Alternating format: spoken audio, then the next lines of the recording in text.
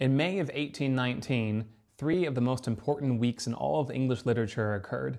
These were the weeks in which John Keats composed his 6 odes.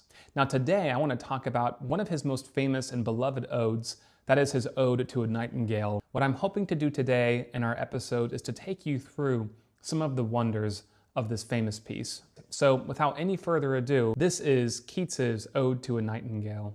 My heart aches, and a drowsy numbness pains my sense, as though of hemlock I had drunk, or emptied some dull opiate to the drains 1 minute past, in lethe wards had sunk.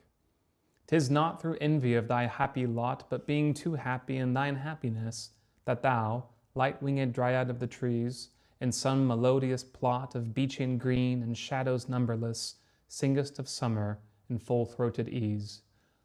Oh, for a draught of vintage, that hath been cooled a long age in the deep delved earth, tasting of flora in the country green, dance and provençal song and sunburnt mirth. Oh, for a beaker full of the warm south, full of the true, the blushful hippocrene, with beaded bubbles winking at the brim, and purple-stained mouth, that I might drink and leave the world unseen, and with thee fade away into the forest dim. Fade, far away, dissolve and quite forget what thou among the leaves hast never known, the weariness, the fever, and the fret. Here where men sit and hear each other groan, where palsy shakes a few sad last grey hairs, where youth grows pale and spectre thin and dies, where but to think is to be full of sorrow and leaden-eyed despairs, where beauty cannot keep her lustrous eyes, or new love pine at them beyond tomorrow. Away, away, for I will fly to thee, not charioted by Bacchus and his pards, but on the viewless wings of poesy, though the dull brain perplexes and retards, already with thee, tender is the night, and happily the queen moon is on her throne, clustered round by all her starry fays. But here there is no light, save what from heaven is with the breezes blown, through verdurous glooms and windy, mossy ways. I cannot see what flowers are at my feet, nor what soft incense hangs upon the boughs, but an embalmed darkness guess each sweet wherewith the seasonable month endows the grass, the thicket, and the fruit tree wild, white hawthorn and the pastoral eglantine, fast fading violets covered up in leaves, and mid-May's eldest child, the coming musk rose full of dewy wine, the murmurous haunt of flies on summer eves. Darkling I listen, and for many a time I have been half in love with easeful death, called him soft names in many a mused rhyme to take into the air my quiet breath. Now more than ever seems it rich to die, to cease upon the midnight with no pain, while thou art pouring forth thy soul abroad in such an ecstasy. Still wouldst thou sing, and I have ears in vain, to thy high requiem become a sod. Thou wast not born for death, immortal bird, no hungry generations tread thee down. The voice I hear this passing night was heard in ancient days by emperor and clown. Perhaps the self-same song that found a path through the sad heart of Ruth when, sick for home, she stood in tears amid the alien corn. The same that oft times charmed magic casements, opening on the foam of perilous seas in fairy lands forlorn. Forlorn, the very word is like a bell to toll me back from thee to my sole self. Adieu, the fancy cannot cheat so well as she is famed to do, deceiving elf. Adieu, adieu, thy plaintive anthem fades past the near meadows, over the still stream, up the hillside, and now 'tis buried deep in the next valley glades. Was it a vision or a waking dream? Fled is that music. Do I wake or sleep? In my video about Keats's Ode to Autumn, we mention a lot of the Keatsian qualities. For example, his wonderful musical ability. Keats is so able to make good sounds and to make sounds sound beautiful. He has techniques that he's using to do that. It's not accident. And there's a reason that we enjoy reading Keats out loud and listening to him. One of the other qualities that we discussed before is Keats's relationship to death. How he has this ambiguousness towards death, or a kind of easing into death. We see it a little bit with Autumn, which is this poem about the transition between things. We see it definitely here. Keats is certainly not just talking about death, but in many ways, he's talking to death. One of the best things that we can do, however, to get a grasp on how Keats is working is to go through and just look at it stanza by stanza.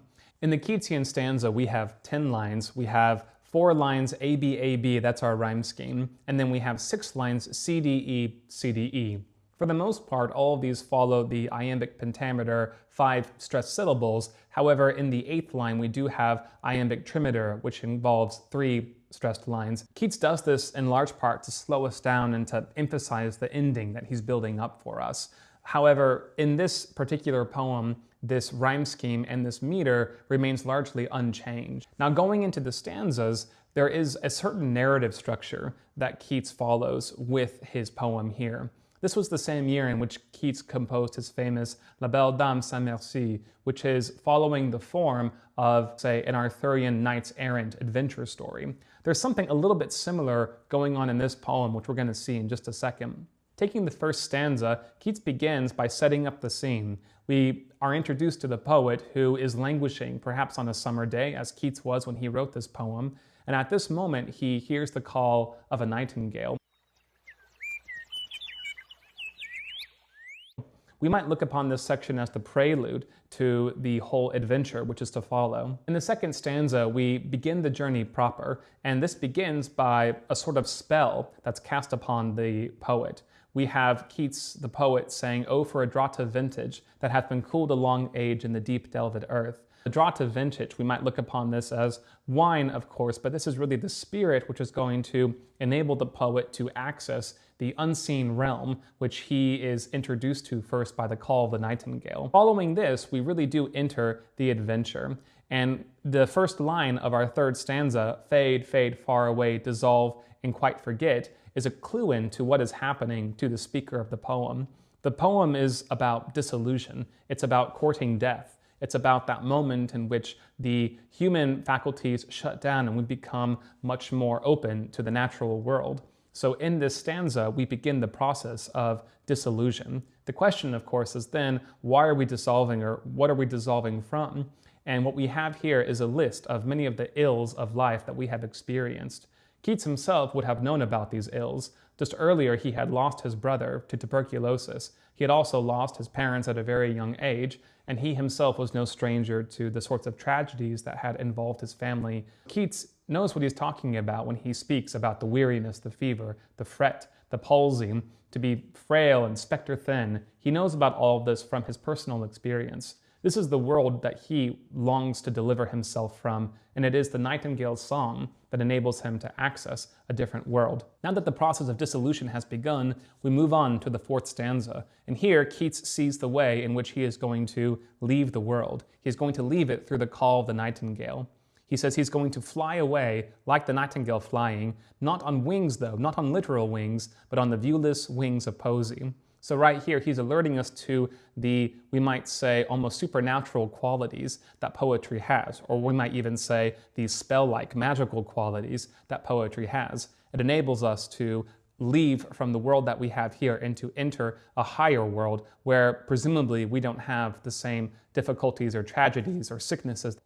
Having established all of that, we move on to stanza 5. And in stanza 5, this process of dissolution is going to pick up. So we begin by the sight going away. Now that we are dying, we have no longer much use of some of our senses. We also at the same time have the gathering darkness, which could be the darkness of the approaching night. It could also be the darkness of death. However, in this moment, although our sight is gone, the other senses pick up. So what do we now have? We have smells, for instance, and in this stanza we get a wonderful catalog of the natural flowers that Keats is so good at cataloging for us. He talks about the grass, the thicket, the fruit tree, the hawthorn, the pastoral eglantine, the violets, mid-May's eldest child, the musk rose, which is full of dewy wine. And then we end this stanza with an indication of the other sense which is going to go soon, which is the sense of listening. We must understand, too, that at this time, Keats is still listening to the call of the nightingale, which acts as a kind of spell upon his senses. In our stanza 6, Keats, now in darkness, begins to talk about his real motive for writing the poem, which is his desire to link himself with a kind of death or a kind of dissolution. He describes that he is listening in darkness, or darkling I listen, for many a time I have been half in love with easeful death. We've seen up until this point that death isn't simply the thing that happens at the end of your life. Death itself is a kind of process of dissolution, and that dissolution means that we, in a sense, are able to escape from the ills of life. So why is Keats half in love with easeful death? Because it allows him to escape and to leave or shuffle off this mortal coil. He even says as much, "Now more than ever seems it rich to die." Having done all of that, we are now dissolved and we are facing, we might say, death face to face. Keats is reminded once more of the Song of the Nightingale, and this song charms him back. He talks about the fact that the same song he hears right now and the same thoughts he hears right now was heard in ancient days by emperor and clown. He reflects upon the fact that the Song of the Nightingale is indeed a song of continuity, a song of permanence, something that seals him, you might say, in eternity. And then we have this idea at the very end about the song acting as a kind of magic window, or in Keats's terminology, charmed magic casements. And here we have the idea of poetry as a kind of portal into another world, where he says charmed magic casements opening on the foam of perilous seas and fairy lands forlorn. The word forlorn tolls Keats back to his soul self. We might imagine the poet standing up, giving himself a shake, realizing that he's fallen into a kind of trance, and then wondering, how was that spell or how was that song so powerful? What kind of magic did it have to work on him? So at this point, the poet, having stood up, begins to question his sense of reality. He wonders whether or not what he actually heard was real, or whether it was simply part of his fancy or imagination. One of the joys of reading this poem is seeing just how much Keats is able to cram into 80 lines. We've already discussed how this is a little bit like an Arthurian story. We have this hero who falls asleep listening to this magic song and goes on in this adventure in which nothing less than a vision of death is presented to him. He then comes out at the very end wondering if what he's experienced is really the true reality or whether it's simply a dream. But there's also many other things to enjoy just about the quality of Keats's poetry itself. Keats has a wonderful musical ability about the sounds. One of the great pleasures of reading Keats is to read Keats out loud. There are certain phrases that have this magic lyrical quality about them, which has entranced so many writers for many generations. The phrase, "now more than ever seems it rich to die," is justly famous, but there's also the phrase, "tender is the night," which has been used from everybody from, I believe, the rock band Blur to F. Scott Fitzgerald. We also have these little phrases which just catch me every time I read them, such as the verdurous glooms and winding mossy ways. For some reason, this word verdurous glooms, it just catches me. Those deep sounds really seem to drag up something from beneath, almost a kind of profundity that no other words would be able to achieve. There are other examples as well. At the end of stanza 2, Keats talks about the world and he says, "that I might drink and leave the world unseen, and with thee fade away into the forest dim."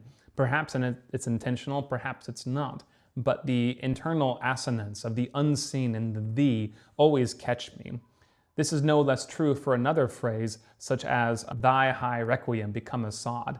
Those two words, "thy high requiem," there's a sort of pause that one makes on them. And when we make that pause, it's almost as though we are being asked to pay special attention to this. Why would we pay special attention? Well, because Keats has set up for us the fact that the Song of the Nightingale is an almost holy song.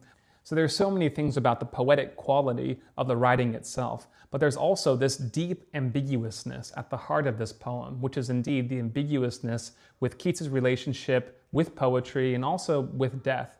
I think it's more interesting to look at the ambiguousness of poetry, because you would think that a great romantic poet like Keats would be head over heels talking about just how wonderful poetry is. But in the very beginning, in stanza 1, we have the idea that the Song of the Nightingale is a kind of melodious plot. He doesn't say it's a melodious song, he doesn't say it's a melodious overture, but he calls it a plot. And we know what kind of plot it is. It's a plot that's designed to ensnare the attention of the listener. So in that way, there's a little bit of ambiguity with this idea.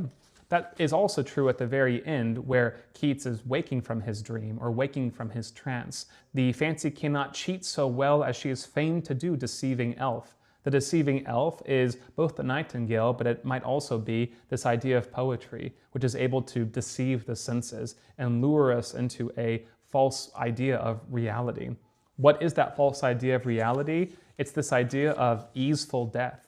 It is the idea that we can simply find a way out of life, which doesn't involve the suffering that Keats highlights in stanza 3. Keats himself, I think, would embrace this ambiguity. Indeed, this is the same poet who talks about negative capability, defined as being in uncertainties, mysteries, doubts, without any irritable reaching after fact and reason. The reasonable response to death is one of pain and horror and avoidance, and yet in our Ode to a Nightingale, there's an idea not only of death being easeful, but of death being sought after. So for all those reasons, Keats's Ode to a Nightingale remains one of the most famous of his poems and one of the most famous romantic poems of all time.